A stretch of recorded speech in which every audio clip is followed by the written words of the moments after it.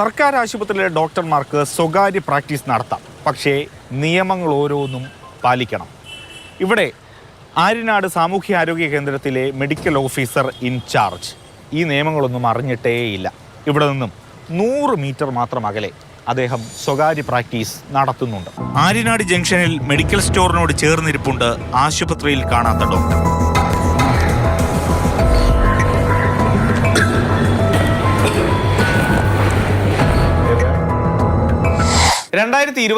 September 23 Mathrubhumi news നൽകിയ വാർത്തയാണ് കണ്ടത്. ആര്യനാട് സാമൂഹ്യാരോഗ്യ കേന്ദ്രത്തിലെ നെൽസൺ ഡോക്ടറുടെ ചട്ടം ലംഘിച്ചുള്ള സ്വകാര്യ പ്രാക്ടീസ്. തെളിവ് സഹിതം ഈ വാർത്ത പുറത്തെത്തിച്ചെങ്കിലും അന്ന് KGMOയെ പറഞ്ഞത് കാണാം. കുടുംബസമേതം ആശുപത്രിക്കടുത്ത് താമസിക്കാൻ വേണ്ടി അദ്ദേഹം വാടകയ്ക്ക് എടുത്തിട്ടുണ്ടായിരുന്നു. അദ്ദേഹത്തിന്റെ വീട്ടിലാണ് ഈ ഒളിക്യാമറയുമായിട്ട് ഷൂട്ട് ചെയ്തിട്ടുണ്ടായിരുന്നത്. സസ്പെൻഷനിലുള്ള ഡോക്ടറെ തിരിച്ച് തിരുവനന്തപുരത്ത് എത്തിക്കാനുള്ള മുറവിളിയായിരുന്നു KGMOയ്ക്ക്. ഡോക്ടർ നെൽസനും KGMOയും ചേർന്ന് നടത്തിയ ചട്ടവിരുദ്ധ പ്രവർത്തനങ്ങൾ എന്നാൽ വിജിലൻസ് കണ്ടെത്തിയിട്ടുണ്ട്.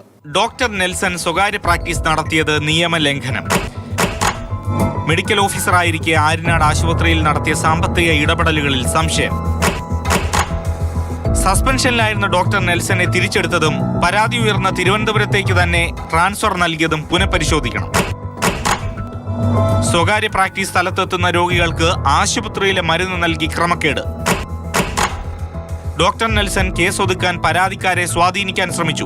കുറ്റാരോപിതനെ സംരക്ഷിച്ച KGMOയുടെ ഭാരവാഹികൾ ചെയ്തത് തെറ്റ്.